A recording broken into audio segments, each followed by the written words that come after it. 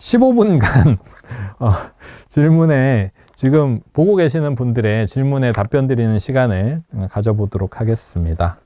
질문 있으시면 말씀해 주세요. 제가 실시간 답변해 드릴게요. 학습단 모집은요, 1월 앞두고 공지가 나올 겁니다. 저희 이제 요 인스타로도 공지가 나갈 거고, 제 개인 인스타로는 나갈지 안 나갈지 정확히 모르겠지만, 네이버 카페 특히, 그리고 네이버 카페에 좀 이용하시라고 말씀을 드리고 싶은데, 거기 이제 학습적인 질문들을 해주시면 저도 그렇고 저희 연구진들이 이제 도움 드리기 위해서 도움 많이 드리고 있거든요. 그래서 카페를 통해서 진행하고 있습니다. 풀이 영상 보고 선생님이 너무 친절하다고요? 감사합니다. 너무 기분 좋은 아이의 칭찬에 제가 몸둘 바를 모르겠네요. 초2아이 황소 입학 테스트에서 1품반 나왔는데 보낼 마음으로 시험 본 게 아니라 등록은 안 했어요. 근데 아이가 수학 풀 때 풀이 과정을 안 쓰는 아이라 그게 항상 마음에 걸렸는데 황소를 다니다 보면 그런 부분이 보완될 수 있을까요? 깊게 생각 안 하고 푸는 것 같아 습관이 될까봐 걱정이네요. 집 공부를 하다 보니 더 그런 것 같아요. 초2인데 쓰는 걸 그렇게 중요하게 생각하시진 않아도 될 것 같고요. 제가 황소에서 지도하는 방법을 정확히 다는 몰라서 답변 드리기는 조금 어려울 것 같습니다.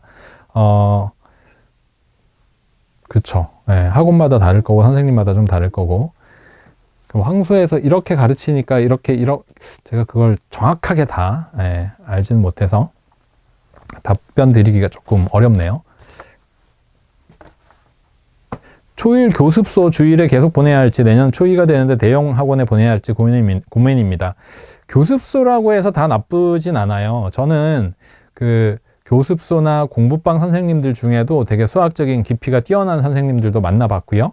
그리고 이제 이렇게 수학교실로 강사 교육도 벌써 제가 예전 거의 20년 전부터 강사 교육을 했어요. 어쩌다 보니 이제 뭐 명문대에 나왔다는 이유로 와서 강사 교육 해주세요 이런 걸 이제 일하던 CMS에서도 했었고, 팩토 쪽도 했었고, 하여튼 강사 교육을 오래 했었는데, 교습소 선생님들 중에도 되게 깊이 있고 그 난이도 있는 공부를 잘 이끌어 주시는 분들이 있으세요. 반면에 교습소에 다니는 아이들이 수준이 낮기 때문에 심화는 저희는 못해요라고 분명히 선을 긋는 분들도 있으시고, 그래서 교육의 방향을 보고 선택을 하시는 게 좋을 것 같습니다. 저는 교습소는 다 좋지 않아요 라는 생각은 가지고 있지 않습니다.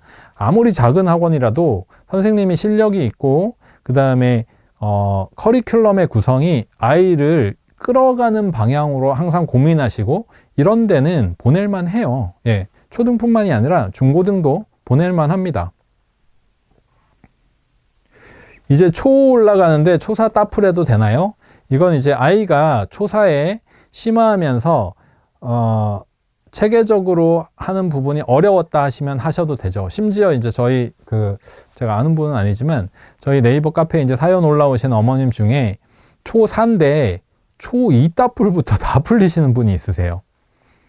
그러니까 이제 이거를 진짜 다 풀리시는 건 아니고 단원 테스트에 있는 내용들을 아이에게 풀려서 틀리거나 모른다 싶으면 그 내용을 찾아가서 복습을 다 시키고 계시는 분이 있으세요. 그래서 이게 심화 유형서다 보니까 심화에 있는 거의 모든 유형이 있거든요. 그러다 보니까 아이 테스트를 단원 평가 문제 가지고 하고 그걸 찾아서 유형을 복습을 시키는 분도 있으세요. 그래서 아이가 어떤 상황이냐 지금 이런 거에 따라서 복습이 필요하고 심화 부분에서 분명하게 체계적으로 한번 짚어가야 되겠다라고 하면 도움이 될 겁니다.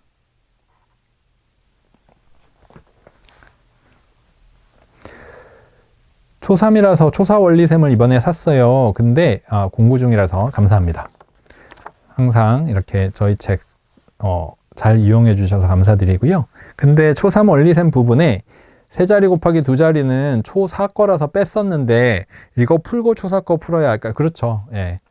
원리셈은 그대로 이렇게 이어져 있고 초3에 초4 내용이 있기도 하고 초4에 초 내용이 있기도 하고 마지막에 연관된 내용인 경우에 이제 연산은 당겨와도 돼 이런 생각보다는 이제 두 자리 곱하기 두 자리를 하고 도움이 될 수 있는 부분이니까 연계해서 연습하라고, 이게 뭐 다른 큰 뭐를 배우지 않아도 할 수 있는 내용이니까 넣은 거니까 먼저 하시고 하셔야죠. 예를 들면 초2에 있는 마지막에 있는 나눗셈도 구구단 외우고 도움 되라고 구구단의 역산으로 하는 나눗셈의 수준에서 들어가 있다라고 설명드린 적이 있습니다.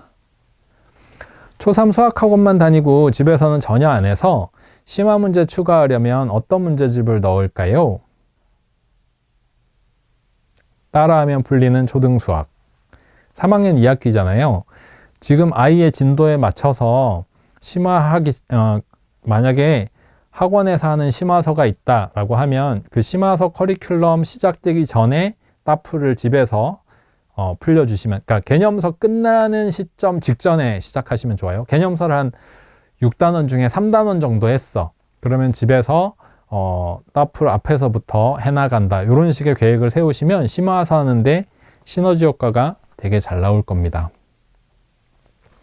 따풀이랑 최상위 S랑 겹칠까요? 둘 중 하나만 하고 최상위나 문해길 괜찮을까요?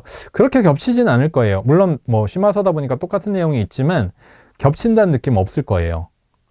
따풀 하시고 최상위 쪽으로 가시거나 문해길이 조금 방향이 다르니까 문해길 하셔도 되고요.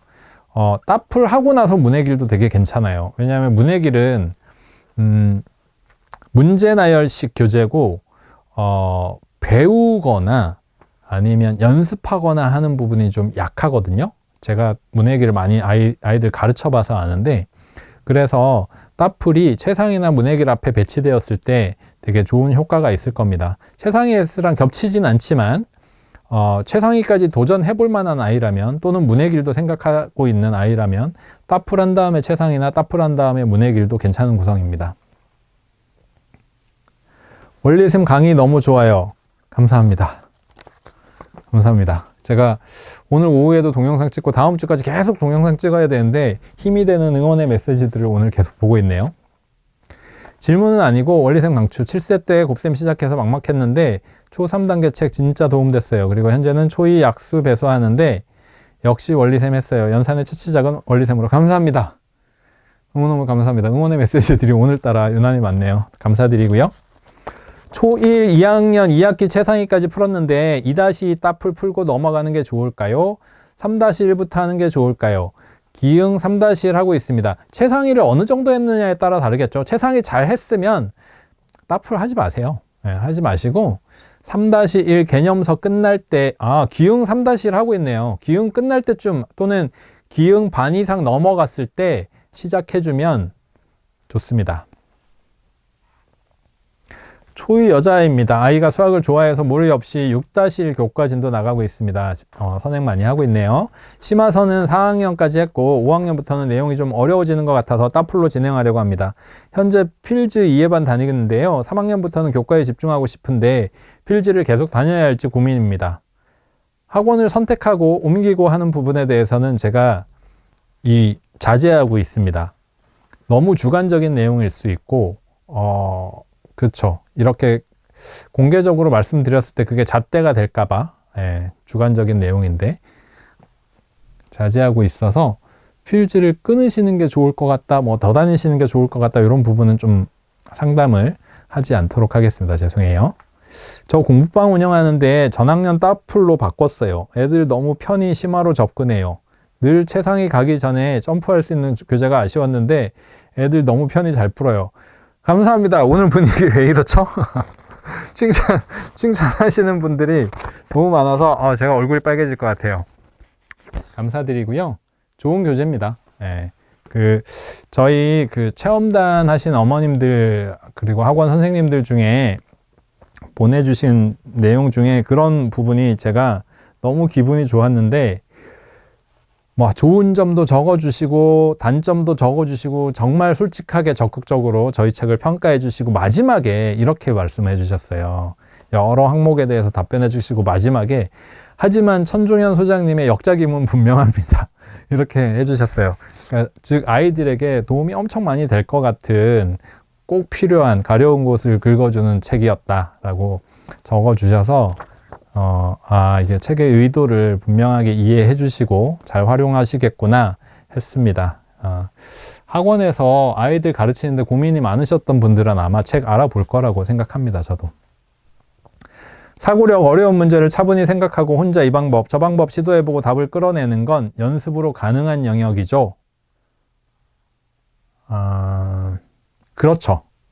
그렇긴 한데, 그게 사실 가장 좋은 교육이죠. 아이 입장에서 그렇게 하는 아이들이 결국 수학을 잘할 거고 잘하고 있을 거고 가장 좋은 거죠. 다만 이런 건 있습니다. 수학 문제를 해결한다는 것은 네 개의 과정을 거쳐요. 첫 번째, 문제 이해. 두 번째, 문제 해결 전략의 수립. 세 번째, 수행. 네 번째, 반성.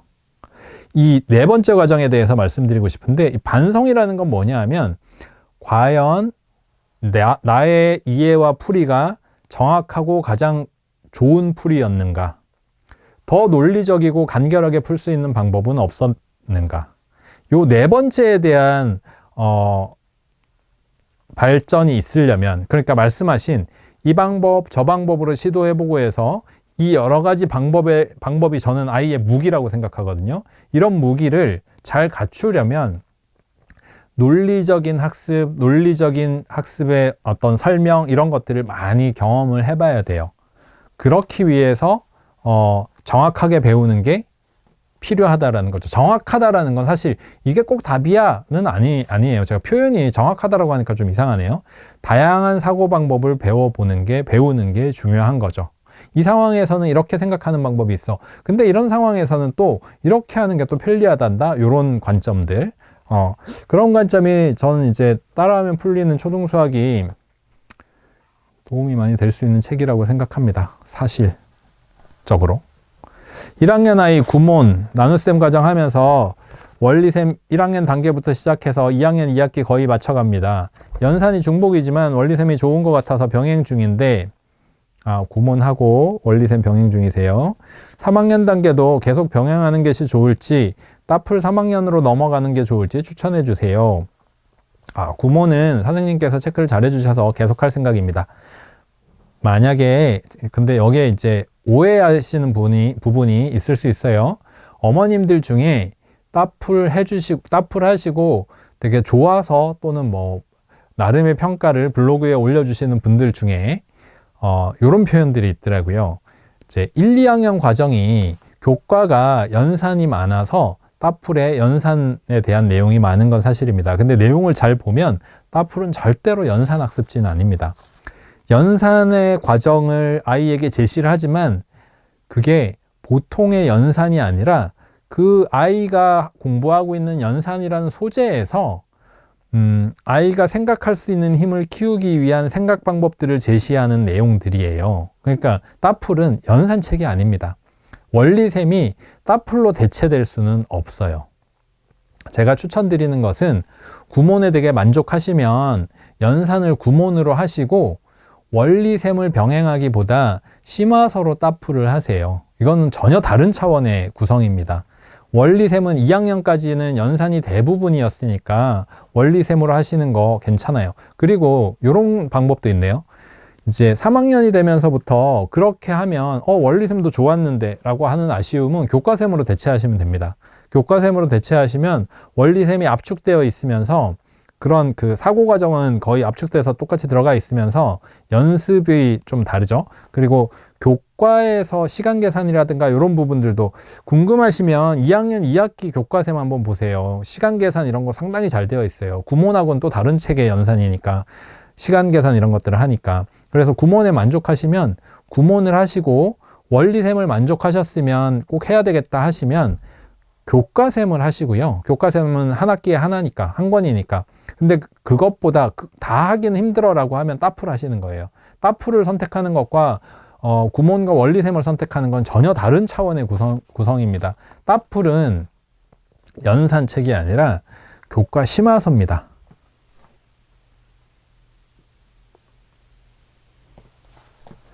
지방 필드 다니는데 원장님이 천종현 원장님 팬 같아요. 따풀도 전시되어 있고 시중에 안 파는 사고력 문제집도 전시되어 있더라고요. 따풀 출시 이후에 필드 수업 관련 내용 복사 숙제 2-3장씩 주시는데 이게 팬은 팬이신데 저희 내용을 복사해서 주시는 건가요? 이거 제가 사실 지금 눈에 좀 기분이 좋으려고 하다가 네. 어찌됐든 감사합니다. 아는 분일 수도 있어요. 네, 필즈 원장님들이 예전에 소마 원장 하시던 분들이 많이 하시거든요. 그리고 이제 대부분은 이쪽 계통의 연구들을 하시고 하니까 이제 저의 책들을 되게 알아봐 주시니까 감사드릴 내용이네요. 오늘 칭찬의 글이 너무 많으네요. 제가 오늘 오후에 힘내고 일할 수 있을 것 같습니다. 초1 집에서 답변 3개 답변 드릴게요. 앞으로 3개.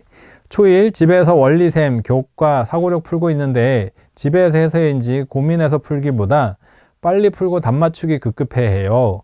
사고력이라도 학원 보내고 교과랑 연산만 집에서 해야 되나 고민돼요. 사고력을 풀고 있고요.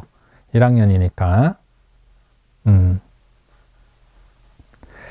학원을 보내시면 장점이 있죠. 네, 장점은 아이들이랑 경쟁하면서 선생님의 지도를 받으면서 그 다음에 이 말씀하시는 템포 이런 것들도 근데 이제 그쵸, 장점이 더 많죠. 장점이 더 많고 교과랑 연산은 그래도 집에서 할 수 있다면 그건 또 시너지 효과가 있는 거고요. 말씀하신 고민에 저는 좀 동의표를 좀 드리고 싶습니다. 예비초입니다. 7세 기준으로 플라토, 소마셈, 사고력 수학 A 푸는데 정답률이 90% 나옵니다. 잘하네요. 앞으로 연산을 좀 업을 시켜주고 싶은데 어떻게 도와줘야 할지 모르겠어요. 연산을 업을 시켜주신다는 얘기가 어떤 뉘앙스인지 제가 좀 이해가 안 되는데 업이라는 건 진도를 말씀하시는 걸까요? 진도를 말씀하시는 거면 교과셈을 추천드리고 싶고요. 그리고 소마셈도 원리셈으로 바꾸시는 걸 일단 좀 추천해드리고 싶고요. 소마셈은 예전에 제가 썼던 책이 순서만 지금 바뀌어 있고 원리셈은 단계별 학습 목표가 분명하도록 개선을 연구를 거듭한 부분이 있어서 그렇게 말씀드리고 싶습니다. 마지막 글입니다. 현재 초2입니다. 눈높이 수학과 팩토 레벨 2 원리까지 끝냈습니다.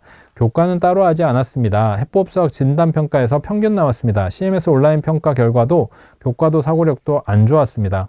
현재 상황에서 초2 교과 복습하고 팩토를 계속 해야 할까요? CMS 온라인 수업을 하는 것이 의미가 있을까요? 해주셨어요. 초2가 끝나가네요. 2-2 교과 복습하고 지금 팩토보다 이제는 교과 심화를 해야 되겠다라고 가시는 게 바람직한 시기입니다. 사고력에 너무 몰입되시지 말고요. 사고력은 선택이에요. 하는 게 나쁘지 않아요. 근데 지금 이제 평균 나왔다고 하셨잖아요. 그러면 기본기 만들기와 그 다음에 교과 심화를 하면 사실은 사고력에 나오는 심화 이런 것들도 나와요.